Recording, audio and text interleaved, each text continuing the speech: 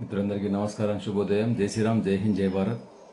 ఈరోజు ఇప్పుడు మనం నవరాత్రి వేడుకలు ఉత్సవాలు జరుపుతున్న నేపథ్యంలో అసలు నవరాత్రుల విశిష్టత ఏంటి, ఈ యొక్క అంటే ఈ ఫ్రీక్వెన్సీ అనేటువంటిది, ఈ యొక్క సిరీస్ అనేటువంటిది, అంటే అమ్మవార్ల యొక్క ఏ అమ్మవారు రోజుకొక అవతారం అనేటువంటిది మనము అమ్మవారు దర్శనమిస్తుంది, రోజుకొక అలంకారణం అని వింటుంటాం. అసలు ఈ రోజుకు ఒక అలంకారం అంటే మొట్టమొదటి మనం శైలపుత్రి అంటాం, మధ్యాహ్న కాత్యాయని, స్కందమాత, చివరికి సిద్ధదాత్రి ఇట్లా వస్తుంటుంది అన్నట్టు. అంటే ఈ దీనికి ఒక వరుస ఉంది.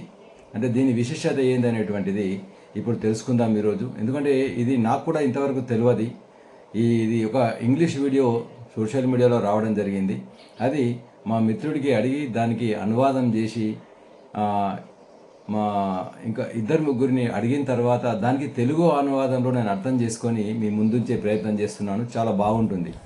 అయితే ఈ నవరాత్రుల కథకు సంబంధించింది విషయం ఏంటంటే, మొట్టమొదలు ఒక స్త్రీ అనేటువంటిది ప్రకృతిలోకి, ఈ సమాజంలోకి అడుగు పెడుతుంది కాబట్టి, ఒక పుత్రికగా జన్మిస్తుంది కాబట్టి మొట్టమొదటి అవతారాన్ని మనము శైలపుత్రి అంటున్నాం. చూడండి ఎంత బాగుంది. మొట్టమొదలు అందుకనికనే ఒక పుత్రికలాగా జన్మించింది కాబట్టి శైలపుత్రి అని మొట్టమొదటి దర్శనమిస్తుంది అమ్మవారు. అదేవిధంగా రెండవ అంకం లోపట, తన యొక్క జీవన యాత్ర లోపట మరి రెండవ ఘట్టం అనేటువంటిది మనకు బ్రహ్మచారిణిగా దర్శనమిస్తుంది. బ్రహ్మచారిణి అంటే అంటే వివాహం చేసుకోకుండా యవ్వనంలో ఉన్నటువంటి, కిషోర స్థాయిలో ఉన్నటువంటి, ఏ విధమైనటువంటి ఆయుధాలు ధరించకుండా, ఏ విధమైనటువంటి ఆయుధాలు ప్రదర్శించకుండా, మరి కేవలము మరి విద్య నేర్చుకుంటున్నటువంటి, జ్ఞానోపాసన అంటే విద్యాబుద్ధులు నేర్చుకుంటుంది కాబట్టి, జ్ఞాన సముపార్జనలో ఉంటుంది కాబట్టి మరి రెండవ ఘట్టం అనేటువంటిది బ్రహ్మచారిణిగా దర్శనమిస్తుంది. ఇంత బ్యూటిఫుల్ ఉంది చూడండి. అదేవిధంగా మూడవ ఘట్టము వివాహము. అంటే ఒక స్త్రీ యవ్వనం తర్వాత వివాహం చేసుకుంటుంది, పెళ్లి చేసుకుంటుంది కాబట్టి ఇక్కడ మనము మాతాజీ అనడం జరిగింది. అది చంద్రగంట అవతారం లోపల. అసలు చంద్రగంట అంటే ఏంటి అంటే చంద్రవంక లేదా చంద్రుణ్ణి ధరించి ఉన్నటువంటి అమ్మవారు మనకి ఇక్కడ దర్శనమిస్తుంది. చంద్రుడు అంటే ఎవరు? శివుని యొక్క అంశ కాబట్టి, అనగా తన భర్త అయినటువంటి శివుణ్ణి ప్రదర్శిస్తుంది ఇక్కడ. అందువరకనే చంద్రగంట అవతారం. చూడండి ఎంత బ్యూటిఫుల్ ఉందో. ఇక నాలుగవది, అది వివాహం తర్వాత ఏమవుతుంది? సంతానం ప్రాప్తి కలుగుతుంది, పిల్లలు కలుగుతారు కాబట్టి ఆ విధంగా సంతానము సూచనగా మనకు గర్భిణీ స్త్రీ ఏ విధంగా ఉంటుందంటే ఒక అండము, అంటే ఇక్కడ కూష్మాండ మాతగా దర్శనమిస్తుంది. కూష్మాండం అంటే ఏంది? ఒక గర్భిణి, ఒక అండము, ఒక గర్భంతో ఉన్నటువంటి స్త్రీ అన్నట్టు. అంటే ఈ విశ్వమంతా కూడా ఆ కూష్మాండం లాగా ఉందనేటువంటి అర్థం లోపట. ఈ అంటే మొత్తం విశ్వమే ఒక అండంగా దర్శనమిస్తుంది అమ్మవారు. చూడండి ఎంత బాగుంది. ఇక ఆ తర్వాత గర్భం దాల్చిన తర్వాత నెక్స్ట్ స్టెప్ ఏముంటుంది? మరి అమ్మాయో అబ్బాయో అంటే పిల్లలు అంటే డెలివరీ కావడం అనేటువంటిది ఉంటుంది కాబట్టి కొడుకు పుట్టిన తర్వాత మనకు స్కందమాతగా దర్శనమిస్తుంది. స్కందుడు అంటే కుమారస్వామి. ఇక్కడ పార్వతీదేవి యొక్క కుమారుడు కూడా స్కందుడు కాబట్టి, కుమారస్వామి కాబట్టి ఇక్కడ స్కందమాతగా దర్శనమిస్తుంది. చూడండి ఎంత బాగుంది. ఇక ఆరవది అవతారం ఏంటంటే మహిషాసుర మర్దిని.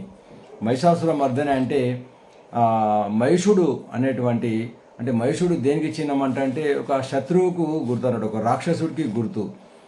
కాబట్టి ఇక్కడ ఏంటంటే అమ్మవారు తన యొక్క అంతర్గత శత్రువులను, అంటే తన మనసులోని రకరకాలటువంటి భావాలను, ఎన్నో రకాలటువంటి ఆలోచనలను అన్నిటినీ కూడా మరి జయించడం అనేటువంటి జరుగుతుంది. అదేవిధంగా బాహ్య శత్రువులైనటువంటి మరి సమాజంలోని, ఈ యొక్క ప్రకృతిలోని, ఈ యొక్క సమాజంలోని పోకడలన్నింటినీ కూడా జయించడం అనేటువంటిది, సమాజంలోని పరిస్థితులను జయించడం అనేటువంటిది, అంటే ఈ అంతర్గత బహిర్గత శత్రువులన్నింటినీ కూడా కలిపి మనం ఇక్కడ మహిషుడు అని పిలుస్తున్నాం.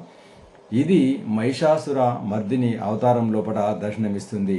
ఇది ఆరవ అవతారం. ఇక ఏడవ ఘట్టం ఏంటంటే, ఏడవ అవతారం మనకు ఇక్కడ కాలరాత్రిగా అమ్మవారు దర్శనమిస్తుంది. కాలరాత్రి అంటే ఈ యొక్క అంతర్శత్రువులను, బాహ్య శత్రువులను జయించిన తర్వాత మరి వాటన్నిటిని కూడా, అంతర్గత బహిర్గత శత్రువులను అన్నింటినీ కూడా, ఆ పరిస్థితులను అన్నింటినీ కూడా తనలోకి తీసుకొని ఇముడ్చుకొని ఒక స్థాయికి ఎదుగుతుంది, ఒక పైకి ఎదుగుతుంది అన్నట్టు. అప్పుడు మాతాజీ, ఆ మాత అమ్మవారు కాలరాత్రిగా అంటే కాలాన్ని జయించినటువంటి అనుకోండి, కాలరాత్రిగా అమ్మవారుగా దర్శనమిస్తుంది. ఎంత బ్యూటిఫుల్ అని చూడండి.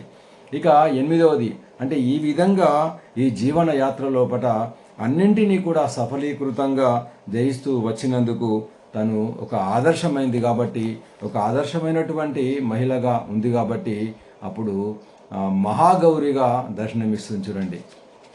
ఇది 8వ అవతారము. తర్వాత 9వ అవతారము, చివరి అవతారము, చివరి ఘట్టం ఏంటంటే తను ఒక ఆదర్శంగా అన్ని విధాల అన్ని స్థాయిల్లో పటక ఉన్న స్థితి నుండి ఉన్నతమైనటువంటి స్థితి చేరుకున్న తర్వాత ఇక సంపూర్ణమైనటువంటి వ్యక్తిగా, సంపూర్ణమైనటువంటి మహిళగా చేరిన తర్వాత అంటే ఈ సమాజంలోని అందరికీ అంటే విలువలను నేర్పేటువంటి స్థాయికి కానివ్వండి, మోక్షాన్ని ఇచ్చే స్థాయికి కానివ్వండి, సిద్ధులను ఇచ్చేటువంటి స్థాయికి కానివ్వండి చేరుతుంది. కాబట్టి అమ్మవారు చివరికి సిద్ధదాత్రిగా మరి ఇక్కడ దర్శనమిస్తుంది. అంటే ఈ విధంగా ఇందులో 9 రకాల దర్శనాలు ఒక సిరీస్ ప్రకారం, ఒక ఫ్రీక్వెన్సీ అనేటువంటిది ఎంత అందంగా మన పూర్వీకులు రచన చేశారు అమ్మవారి అవతారంలో. అంటే మొట్టమొదలు మనకు మన శైలపుత్రిగా, 2వది బ్రహ్మచారినిగా, 3వది చంద్రగంటగా, 4వది కూష్మాండంగా, 5వది స్కందమాతగా, 6వది మహిషాసుర మర్దినిగా, 7వది కాలరాత్రిగా, 8వది మహాగౌరిగా, 9వది సిద్ధదాత్రిగా. ఈ విధంగా అద్భుతమైనటువంటి అమ్మవారిని మనము ఈ నవరాత్రుల లోపల దర్శనం చేసుకుంటూ, ఆరాధన పూజన చేసుకుంటూ మరి మన జీవితాలను తరింపజేసుకుందాం. మరొకసారి మిత్రులందరికీ కూడా నవరాత్రులు శుభాకాంక్షలు తెలియజేస్తూ జై శ్రీరామ్, జై హింద్, జై భారత్. ఈ వీడియో మీకు నచ్చినట్టయితే 10 మందికి షేర్ చేయండి, ఛానల్ను సబ్స్క్రైబ్ చేయండి. దేశం కోసం, ధర్మం కోసం.